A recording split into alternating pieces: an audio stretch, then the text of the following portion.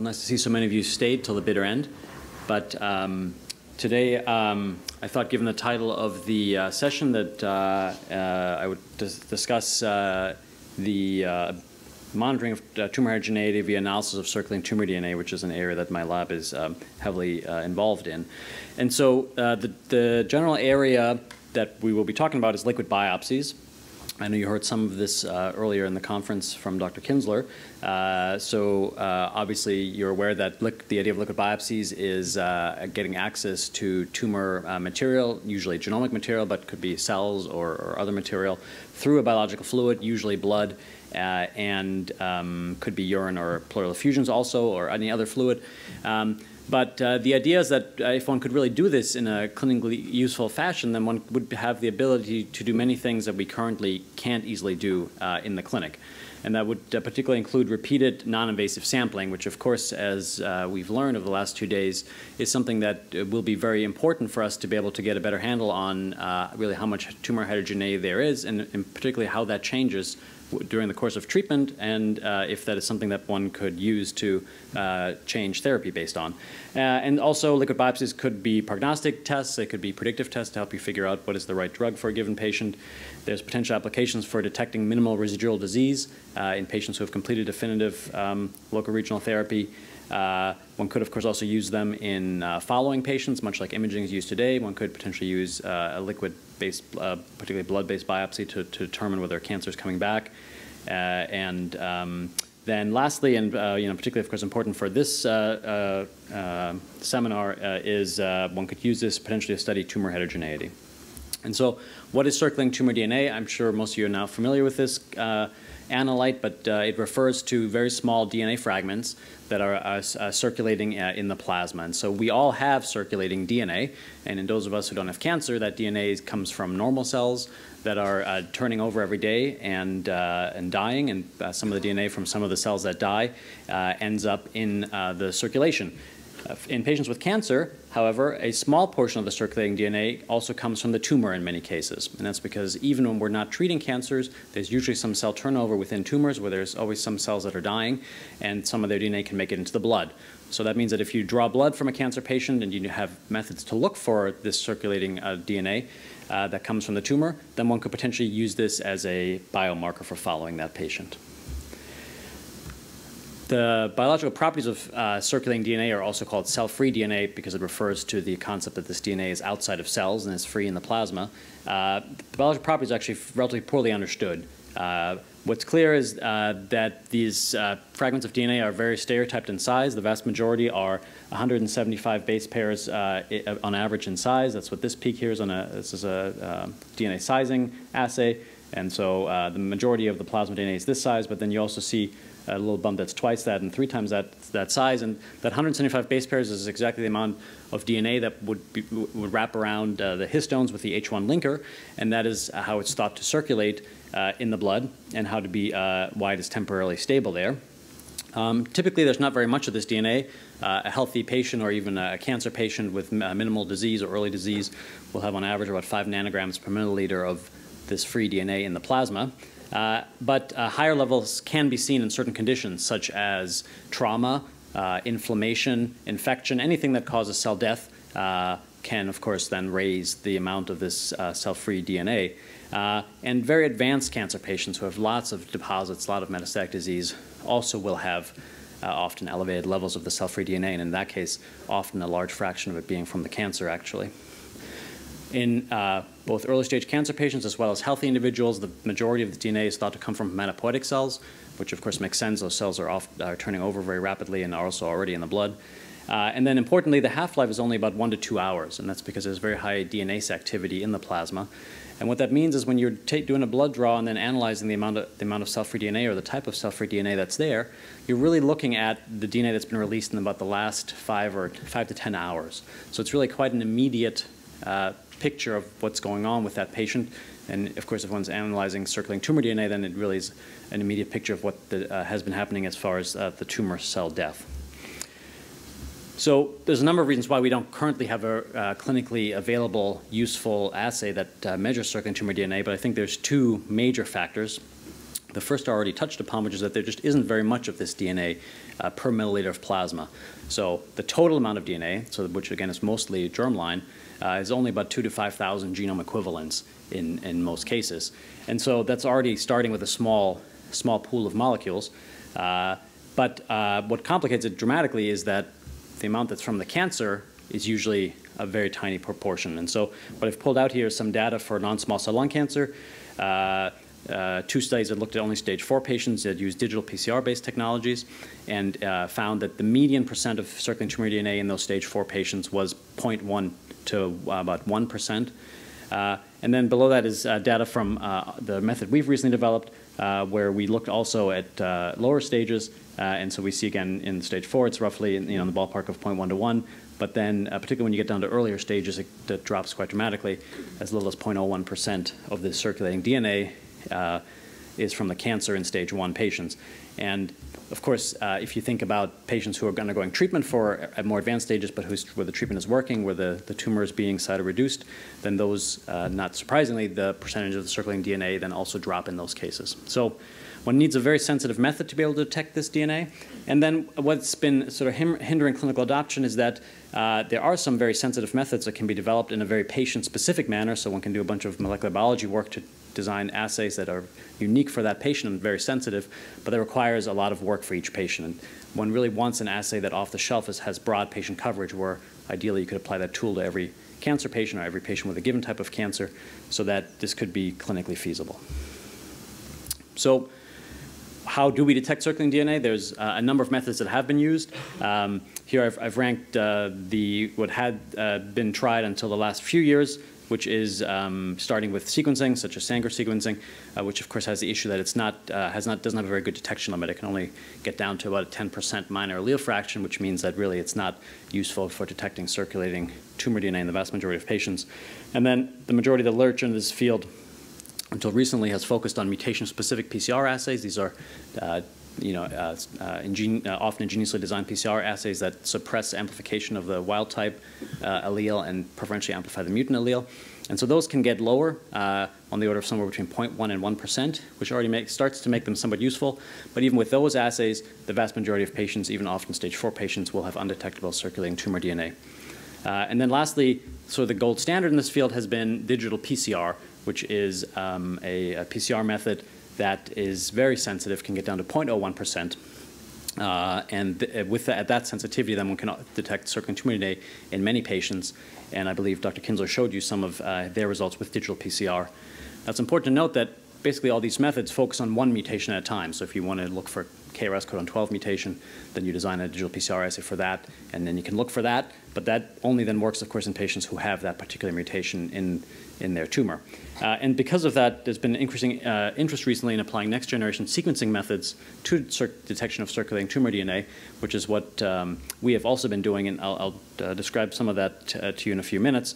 And this, I think, really is where this field is headed. So getting back to the topic at hand, how can we analyze tumor heterogeneity using ctDNA?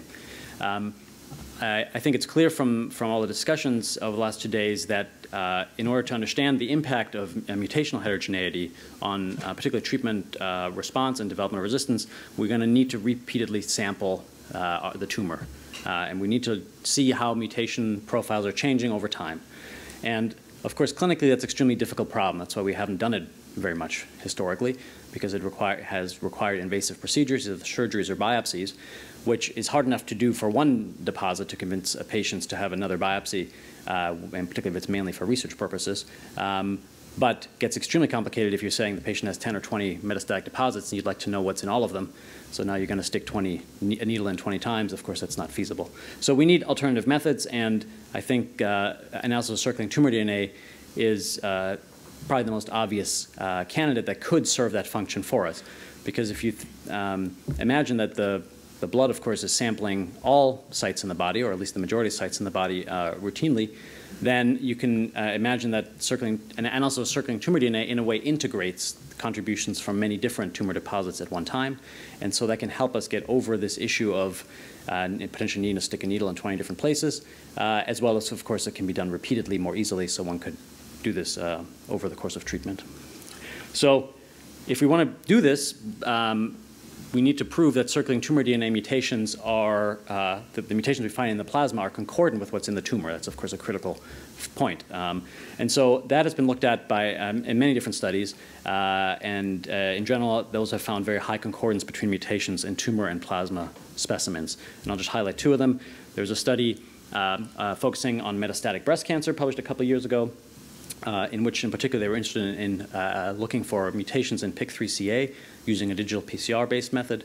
And they found 100% concordance in 30 patients between the PIK3CA mutations that were found in the tumor specimen and in the temporally matched plasma sample, so plasma blood taken around the same time as the tumor biopsy. Interesting, in that study, they had a second cohort where they had plasma taken from patients who had recurred after many years of therapy, and in those patients, the concordance was less good, and they interpreted that as saying that the plasma measurement was revealing some tumor heterogeneity, that the tumors had either acquired or lost PIK3CA mutations, and that explains why the concordance was better with the samples taken at the same time. A second study that was presented at the World Lung Meeting last year involved patients from the FAST-ACT-2 trial, which was a trial comparing chemotherapy versus chemotherapy and erlotinib intercalated. And from that study, they looked for EGFR mutations in the plasma and compared it to what they found in the tumor. And here they used the COBAS assay, which is a Roche quantitative PCR assay that has a lower limit of detection of about 0.1% in plasma. And so in 238 patients, they found a concordance between the tumor and the plasma of about 88%.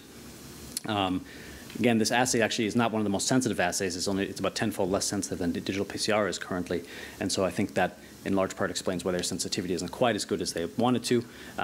But the other interesting thing that came out of that study was that the amount of circulating tumor DNA present after the second cycle of treatment predicted outcome. So patients who had higher levels of circulating DNA at the second cycle did worse. So there is good concordance between what's in the tumor and what's in the plasma.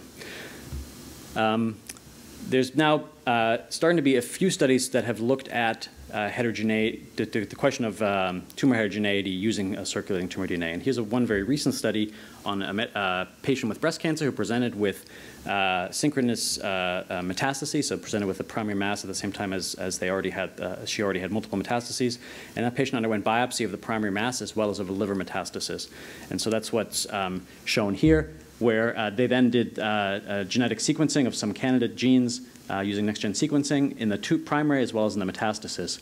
And what they found, which is, as we've already seen earlier in this symposium, is that you can find many of the mutations that you find in the primary, you will also find in the metastasis, but you can always, not always, but you can often find mutations in the metastasis that were not really detectable in the primary tumor. But there is concordance, but there's clearly some changes as well.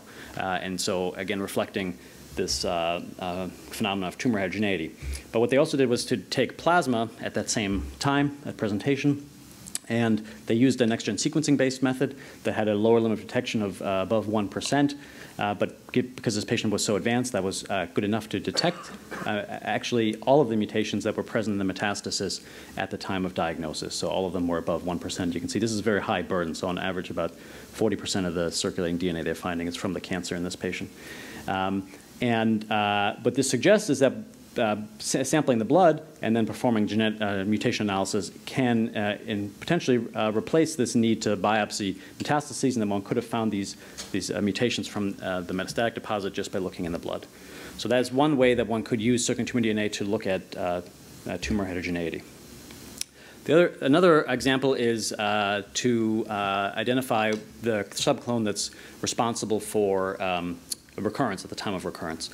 And so here's a study from a patient from a different paper, which looked at a metastatic or an advanced ovarian cancer patient where at the time of diagnosis they had samples from both ovaries as well as a mental mass, and they performed a next-gen sequencing-based genotyping and found a mutation in P53 that was present in all of these different tumors, and a mutation in EGFR that was only present in the mental mass that they looked at. And the EGFR mutation also appeared to be a subclone in that mass because it was present at a much lower allele frequency than the p53 mutations. That patient then underwent treatment, had initially good response, but then recurred. And at the time of recurrence, they took blood and analyzed the circulating tumor DNA, and they used a method called CAPP-Seq, which is a PCR amplicon-based method for detecting circulating tumor DNA that has a lower limit of detection of about 2%. But again, because this patient had 6 to 10% circulating tumor DNA, that was enough to detect the circulating DNA. And what they found was that in the plasma at recurrence, at 15 months, the first time they looked, they found that both the p53 and the EGFR mutation, and now they're both at about the same allele frequency, suggesting that the clone that has grown out, that has driven the recurrence, is the EGFR mutant clone. And then when they look at 25 months, they're still both present. And so that suggests that circulating tumor DNA analysis can be used to help look at clonal evolution in patients during their course of therapy in a way, again, that does not require having to do multiple invasive procedures. One of the very potentially exciting applications of cell-free DNA technology is to help identify the mechanism of resistance that our patients develop as they are on therapy, particularly the new target therapies. And there's a growing body of evidence that suggests that this is going to be a useful strategy. And here's one of the first descriptions of that, which was an analysis published a couple of years ago looking at patients with metastatic colorectal cancer who were receiving anti-EGFR antibody therapy.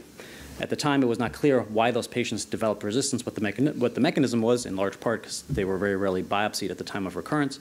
But it was hypothesized that this is likely due to KRAS, at least in some patients, because, of course, KRAS is downstream of EGFR, so if you were to get an activating mutation on that, then you wouldn't expect the antibodies to work anymore. And so what this study found was that they used beaming, which is a digital PCR-based method, just to look for KRAS mutations. And what they found was, here's an example of a patient where on the top here, the bars are the tumor volume, and then the line is CEA, which is a protein-based biomarker in the blood. And the patient then received cetuximab and had a PR, but then progressed at this time point. And so initially there was a shrinkage in tumor volume, but then the patient progressed. And when they looked at the plasma, initially there was no KRAS detectable, but then here in April of 2010, there was a clearly above baseline detectable KRAS mutation at 0.3%, and then that remained present for the rest of the time. And this rise in this resistance mutation predated the clinical progression by about 10 months. And they then went on to biopsy the tumor here at this time point and confirmed that the growing masses had KRAS, the same KRAS allele. So indicating that we could potentially use circulating tumor DNA to measure what resistance mutations we are selecting for with our treatments, which could, of course, be very useful for research purposes, but may also be useful for therapeutic purposes if we have agents that are able to overcome the resistance mutation. Here's another example, which I think Dr. Kinsler showed, which is from their study, which is a similar study that they published. And I think the key thing that, again, is metastatic colorectal cancer patients with anti-EGFR antibody therapy. The key observation in this study, I think, is the fact that it isn't always one mechanism of resistance that occurs, and very similar to what Matt just showed you in the prior talk.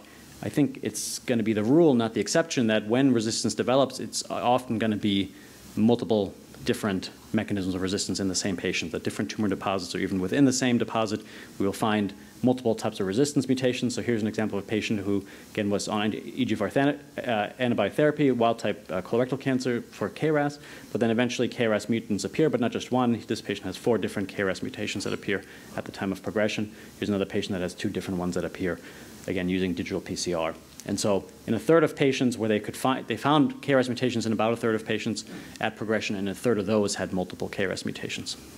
So it points to the need for, if we want to use circulating tumor DNA, to ideally be able to measure multiple mechanisms of resistance at one time. And one of the problems with these existing assays, particularly digital PCR, is that you have to basically burn up your entire sample looking for one mutation. They're very difficult to multiplex, so at most you can maybe do a couple mutations in one assay.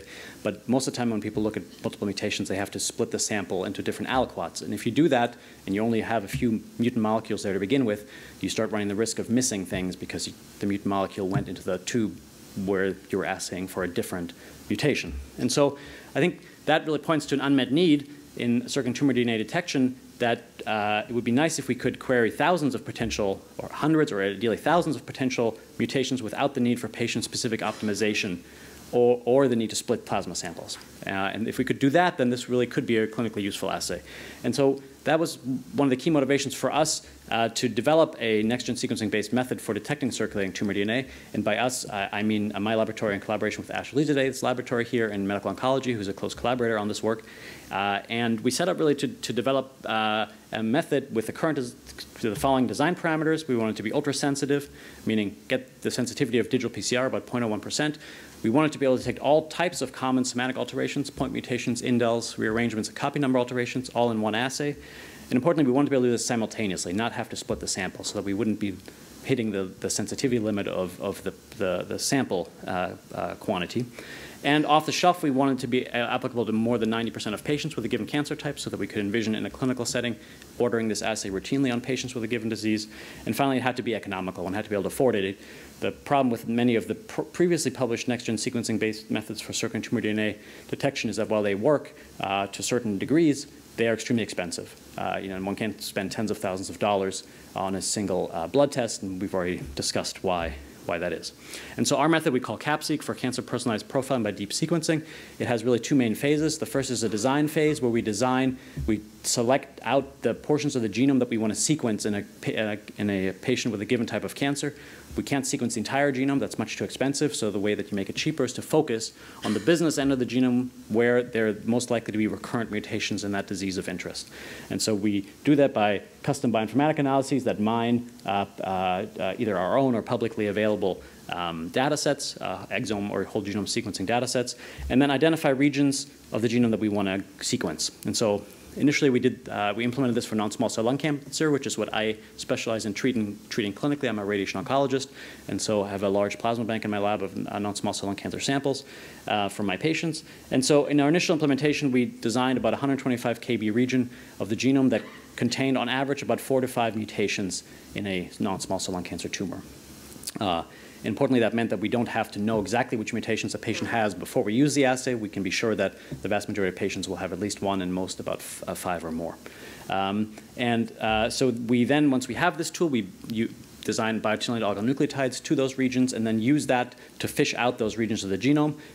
In a patient known to have cancer, we can initially do that using the DNA from the diagnostic specimen and then sequence it using our tool, and that way then identify the mutations that patient has in our sequencing space.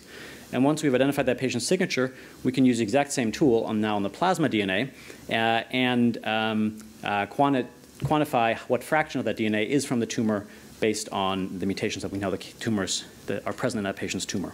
Now, importantly, to address the issue of tumor heterogeneity for disease burden measurements, we can focus on the founder mutations, which we generally identify by the highest allele frequency in the patient's tumor. And so rather than looking at subclonal mutations to track how much DNA there is from the cancer, we focus on the mutations that we think are likely to be present in all or the majority of the cells of that patient.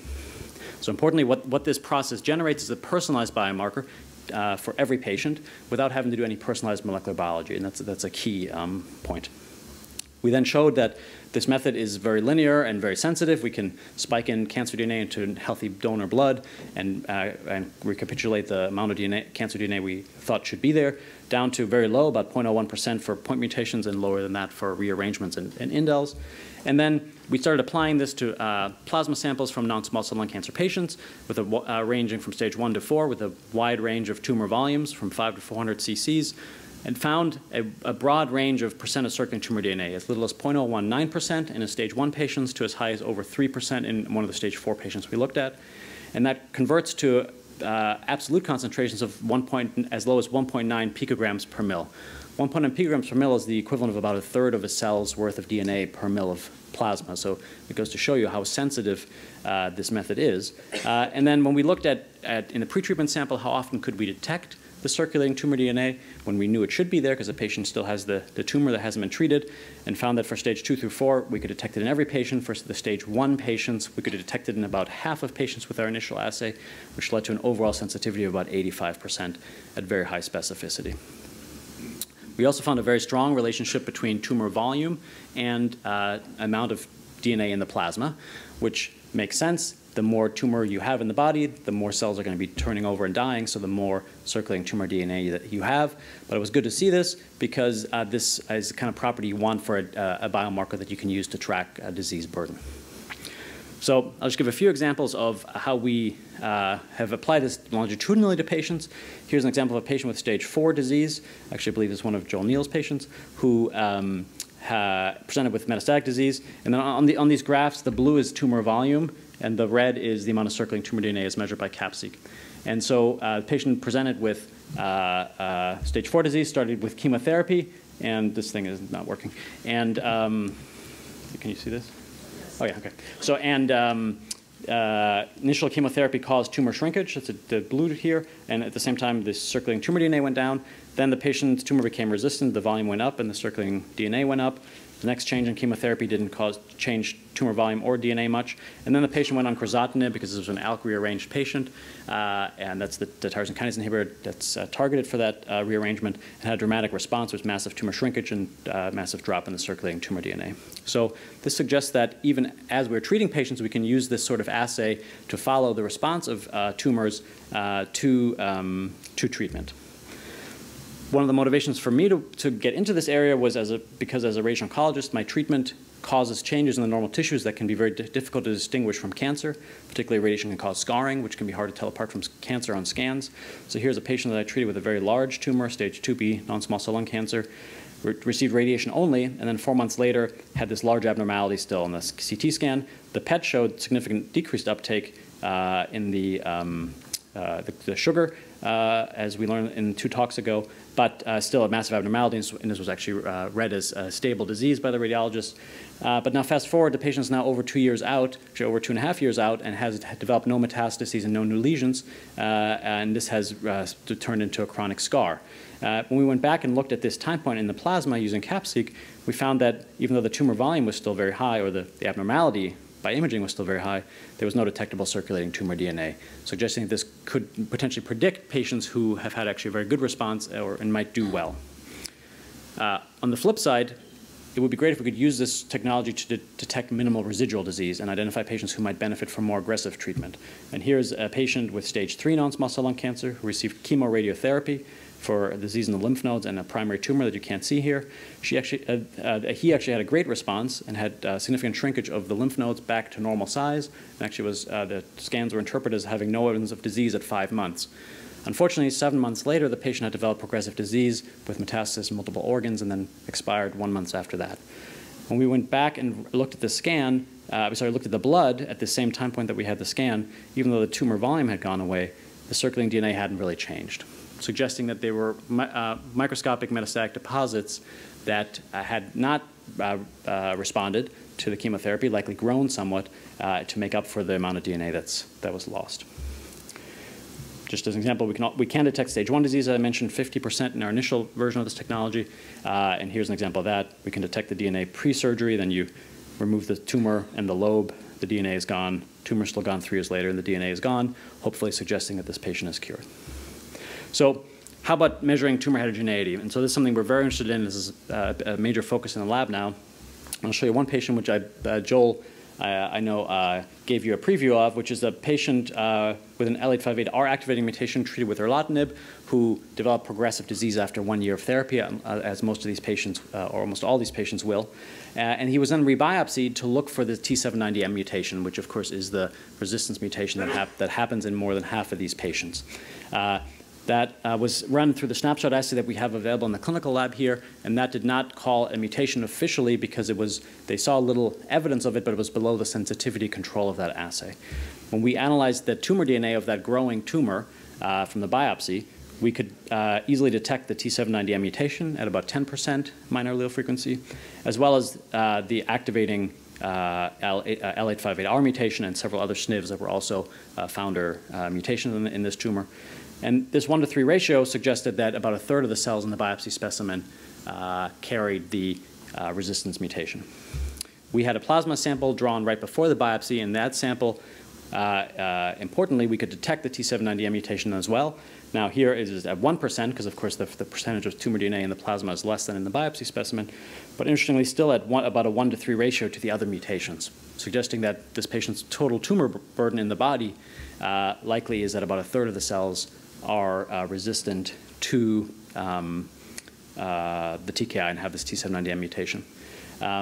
Now, often, clinically, we will now, in these patients, if they just have one growing mass, consider radiating or surgically removing that one growing mass, even though they have metastatic disease, to get rid of the resistant clone, and then try to continue that patient on TKIs for a longer time period. And there's mounting evidence that that kind of strategy with a combined systemic and local therapy approach in metastatic disease can significantly extend the time, sometimes doubling the time or even longer, that patients can stay on these targeted agents because we're knocking down the resistant clones or removing them as they appear. This patient went actually on a trial of a second-generation tyrosine kinase inhibitor that targets the T790M mutation and had a very nice response. And that patient, circulating tumor DNA went down in concert with the disease burden on the scan, suggesting, again, that this, the second agent is working. Of course, it doesn't go all the way. This patient has metastatic disease, and these drugs are not curative, but one can easily track response. And so we are doing, expanding this cohort of patients dramatically, looking at many more time points and different kinds of tyrosine kinase inhibitors.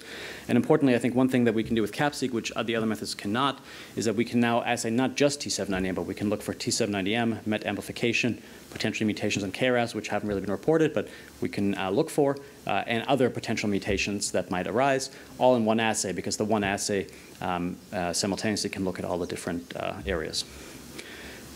We have also extended CAPP-Seq to a number of other tumors now. It's not something that only works for lung cancer, of course. Any tumor that has mutations that have been previously identified, where there are some recurrent mutations, can be used. And this data just shows just a slide of all the different selectors we've built for different diseases. And many of these, about half of these, we've already designed and actually run patient samples with. And so far, we've been able to do it for every disease where we have tried. And so I'll wrap up then. And in conclusion, I think circulating tumor DNA analysis has many potential clinical applications. It could facilitate response assessment as well as detection of minimal residual disease. I think importantly, it represents a way of being able to do multiple samplings of a patient's tumor and their genetic material of that tumor, so that we can really start to look at and ask questions about genetic heterogeneity in a patient in a way that's just not possible if we are stuck with surgical or biopsy procedures.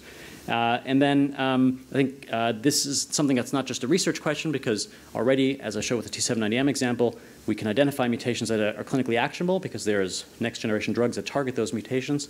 So I'm hopeful that we will have assays available in the clinic before too long that will actually take advantage of these observations.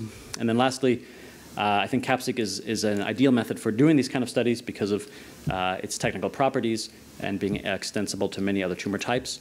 And we're, again, actively looking at tumor heterogeneity using this tool. And so with that, I'd like to acknowledge all the people who did the hard work. Most of the work I showed was done by two postdocs, Scott Bratman and Aaron Newman, in our labs. But there's a very large CAPP-Seq team that's co-led by myself and Ash. And be happy to take some questions if there are any. So I have a question, Max. Each time I ask questions, the next talk he answers them. So one that continues to concern me, how do we know that the proportion of tumor DNA into the circulation is the same for each MET and the primary? If you're going to use kind of the ratio of clones, then you have to normalize that MET A is given the same proportion of circulating tumor DNA as MET B. Right. So we have no idea. That data does not exist. I think it's an excellent question. I think we have a hint, potentially, although it's controversial because there's the literature that goes in two directions, and there's really not very much of it, but maybe a hint that lesions in the brain may be harder to detect because of the potentially because of the blood-brain barrier. That would be the obvious explanation. Again, but there's conflicting data on that. There's some studies that suggest in every GBM you could detect mutations very nicely, and there's some papers that suggest that only in about 10% you can. So I think that's an open question. It's one thing we're actually interested in looking at. But you're right, we don't know, and really there is no way to know currently. I think so that one experiment one could envision doing is sort of rapid autopsy type experiment where if patients consent to our autopsy, one can sample many different deposits, or ideally all gross deposits, and then get blood at the same time and compare. If you do that, it's obviously a very difficult experiment to pull off, but that would be kind of what would be required to really see. I think in part we will get the answer based on doing the clinical, correlative studies we're doing now to really see does the responses and what we see correlate with how the patients do. I think if they do, that'll answer the question for us. But it's a good question, and it's definitely something we have to think about. Yes. You mentioned using prior knowledge of the tumors. Is that always the case, or? Yes, good question. Sorry, I didn't have a chance to put in those other slides. So, if in many cases so far we have run the tumor DNA separately and then also the plasma DNA in large part to convince ourselves as well as reviewers that what we're seeing is really what's there in the tumors. But absolutely, we can call mutations from the plasma. It's a little bit more difficult than if you know ahead of time what the mutations are supposed to be because of multi-hypothesis testing related problems. But in patients that have more than, for sure more than 0.1, likely more than about 0.05% circulating tumor DNA, we can very reliably and specifically call mutations from the blood alone. And actually that's one of the grad student and postdoc lab right now working on a project to prove exactly how low of a fraction of circulating tumor DNA can we get to and still with very high confidence call mutations present in the tumor. For most advanced patients, it's going to be straightforward to call from the blood when it's, 1% or so of circulating tumor DNA. That's not a problem at all for calling just from the blood specimen. And that's actually where we're going because we have hundreds and hundreds of patient samples from many different kinds of tumors in our freezers or in our collaborators' freezers, and many of them don't have tumor available. And so to open up those plasma banks for experiments to really speed up progress, we need to do it just from the blood. Okay, thanks. So there's two things that have confused me. First of all, if a cell becomes cancerous because it has multiple mutations that have piled up, how do you know you're not looking at a single mutation from a cell that's not cancerous but nonetheless has that mutation? And then the second part of that is, I assume this is a measure of how rapidly these cells are dying. How do you know you're not looking at an effective therapy? Right. So the first question was, well, first of all, I'm impressed there's only two things that confuse you. I appreciate that. It's a lot more that confuse me. But the first question was, what about normal or non-malignant cells that have mutations? Won't we see those? And absolutely, that was actually one big concern as we started this project. It turns out that the current sensitivity of the assay, we are not seeing lots of mutations in healthy patients. I took those slides also, and they're actually in our paper, but we do see some recurrent mutations in lots of healthy individuals, and it's actually quite fascinating. For example, there's a particular mutation in p53 that so far we've seen in every single sample that we've analyzed, whether it's a cancer patient or a healthy donor, and whether their cancer has that mutation or not. And so we think that mutation is present really in all of us. It was actually quite frightening because some of the first subjects, one of the first subjects that had this assay done was myself, and when we got that data back before we got all the other data, there was some worry that I had some malignancy, but now we know that it's basically something we all have. We think it's something that's coming from the hematopoietic lineage, from non-malignant cells in patients that are not going to get leukemia or lymphomas. So there are some of those, just a very handful that we found. Those we exclude because we know they're noisy. But after that, the rest of the genome the space of the genome that we sequence does not seem to have any more noise than just the technical noise in the assay. Now, we're doing a lot of work to improve the technical properties of the assay and make it more sensitive. And it's possible that as we go lower, we might bump into this. I think what argues potentially against it is that if one cell gets a mutation that's unique to that one cell, the only way we'd ever see that mutation is if that cell dies, right? It has to release its DNA. And if it's just one cell, just one copy of that mutation, the chance of finding it is actually extremely slim. We can't see a single cell release of DNA. You'd have to draw your 10 mils of blood just at the right time, and et cetera, et cetera. It's very unlikely. So I suspect that this is going on. We know that normal cells have mutations, but if it's not a large clone, then we cannot see it because of the detection limits of the assay. How about the fact that you might be monitoring treatment? Yes. So obviously, if we're not treating the patient, then there is no treatment. We can be pretty sure that there isn't. We are doing actually lots of studies looking at what happens to release of DNA, like right around the time of therapy. And we have some very interesting results of, within minutes or hours of therapies, massive changes in the amount of circulating tumor DNA, and potentially in patients that respond, much higher releases of circulating tumor DNA, so more killing.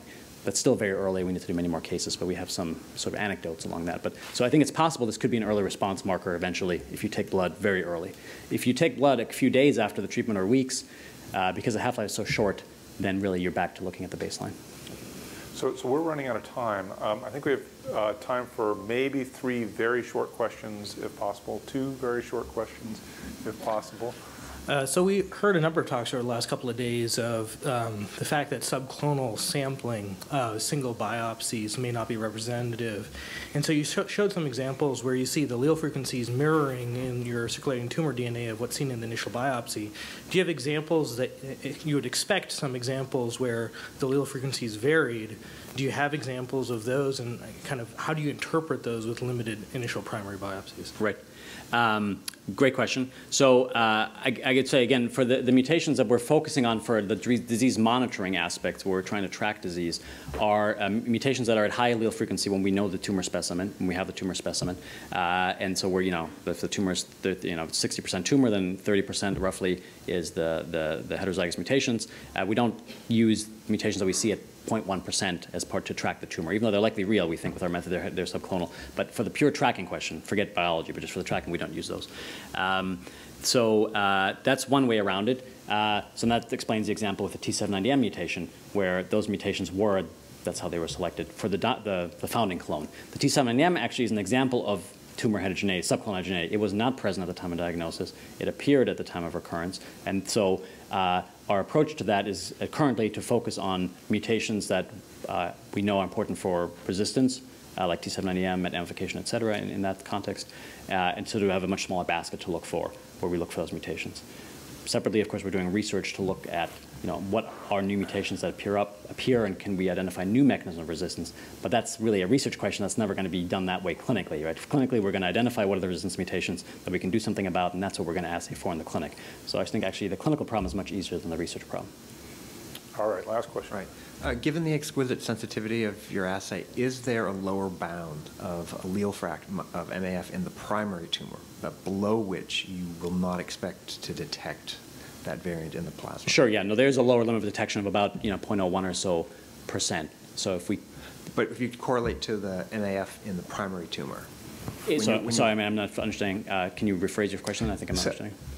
If you have a variant at an MAF of, say, 10 or even 5% in the tumor. Primary tumor, in the primary, will you be able to detect that? I see. That depends, again, on the amount of circulating tumor DNA in that patient. So at some point, there's a lower limit of detection, 0.01. So eventually, that, whatever, once 5% of whatever becomes below 0.01, then you won't be able to see it anymore. So yes, there's a lower limit of detection. You won't, at some point, you will not see it. Yeah. All right. Thank you so much.